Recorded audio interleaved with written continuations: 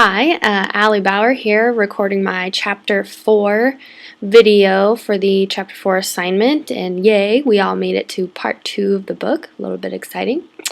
Before I get going on that, I do want to take a second to talk about, there's that phenomena going on right now about flipped classrooms and blended learning and all those other buzzwords that relate to it, and I think it's important to also address the notion of flipped professional development, and these videos that we're all recording right now, practicing talking to staff, is a great way or great stepping stone, I think, in providing that flipped professional development. So for example, if I were to be presenting this talk about motivation to teachers at an in-service, I may have recorded a video very similar to this, either just explaining the 3 theories that I'm going to be talking about, or maybe even getting into a little bit of the examples and things to kind of solidify that knowledge.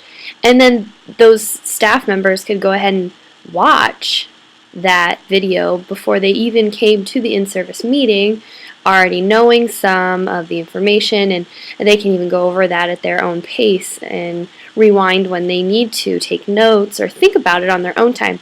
And then when they come to the meeting, we can just kind of quickly review it and spend more of the time doing a in-depth discussion of what it means and collaborating with others and putting these thoughts really into our mind and solidifying them there.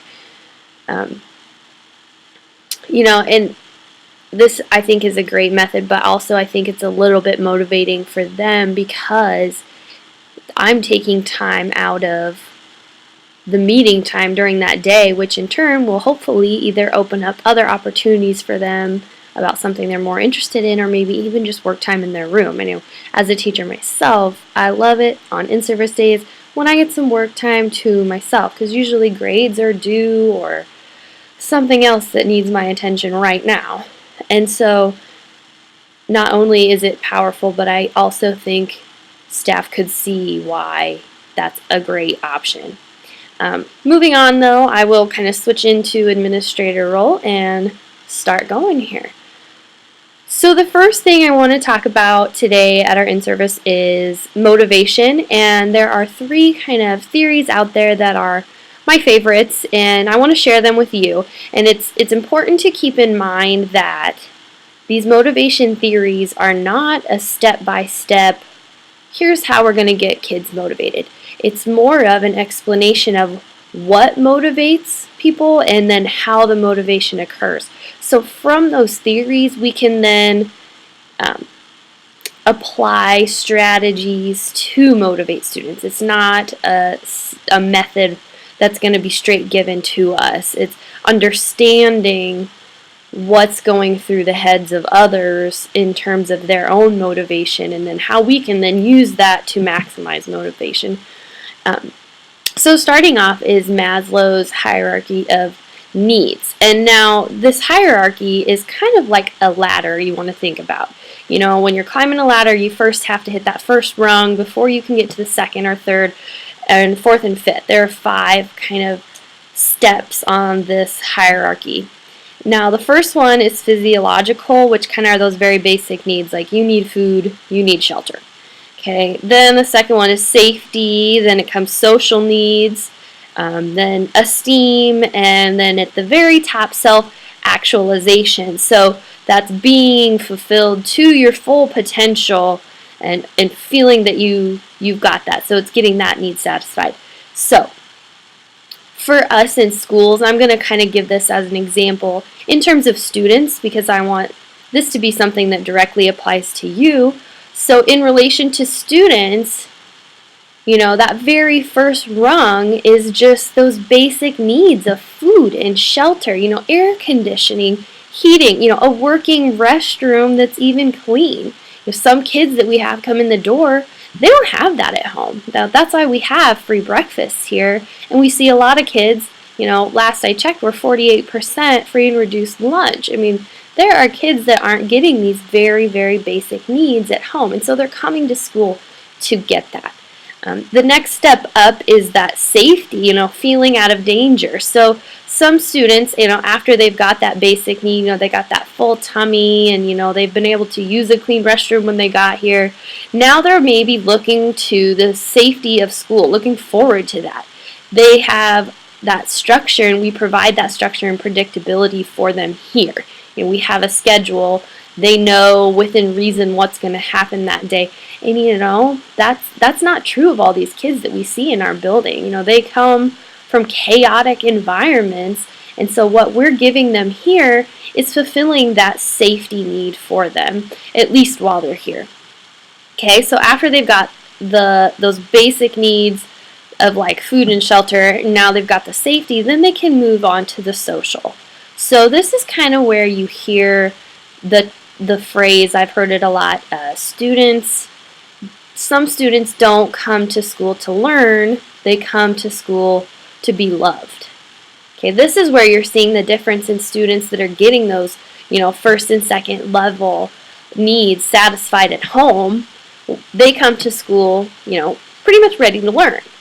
Those kids that aren't getting those first and second needs, they're really coming here to get those social needs met, which is a big part of our job as educators anyway. We're not just educating them on academic beliefs, we're also educating them on social etiquette and such. But they're coming to feel that friendship, to feel that love from us.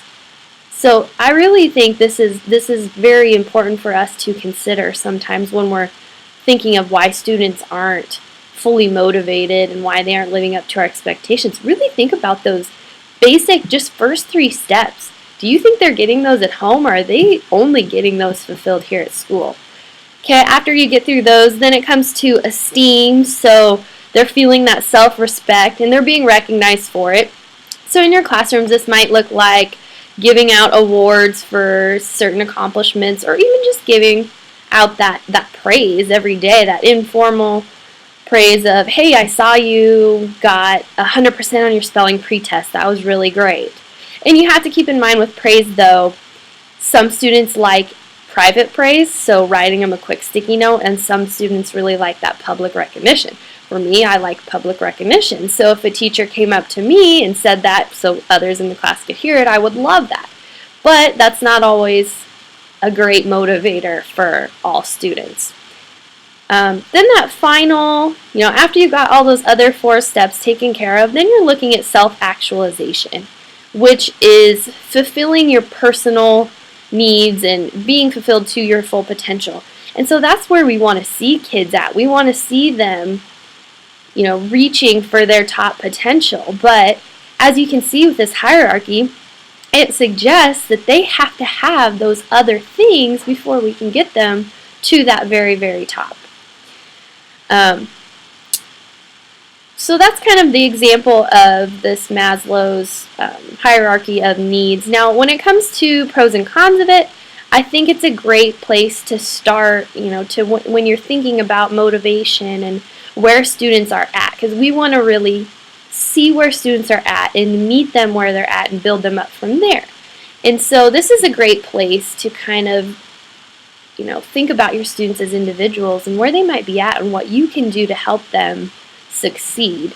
It is, a solid structure. It's got steps, the ladder we have to climb, but also that's kind of a negative of it, is that it's a very rigid, idea that we have to have those certain ones before we can move on to the next. Now I'm going to give you an example that kind of proves that that's a little bit false, that we have to have one before we can move on to the next one. So this is actually an example I heard from someone else and I loved it. And so it's talking about teachers and salary.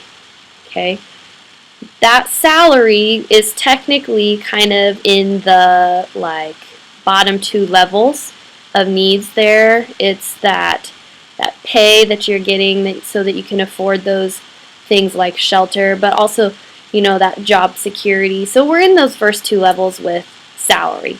But even as a teacher, if I'm not happy with my salary, that doesn't necessarily mean I'm not still trying to reach my full potential.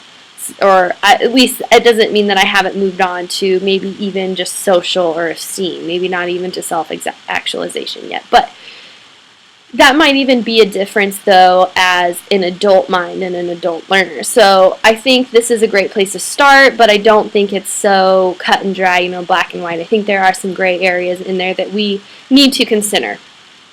Now, questions that I want you to think about are, try to put yourself in the ladder. Where do you think you are here? And then once you kind of find out where you are here, think about how you might move up, or maybe even how I might help you move up. Because I'm here to help get you to that top level. If we're all at that top level, we're going to be performing very well, and we're going to be doing all we can for our students, and that's really where we want to be. But keep in mind, I'm always here for you, so make sure you let me know, what I can do for you to kind of help move you up. And then another thing to kind of think about with this, to kind of solidify it in your mind, is see if you can think of students that are in these different levels. Think about their situations, and then what would you do in order to fulfill those needs to kind of move them to the top of this ladder.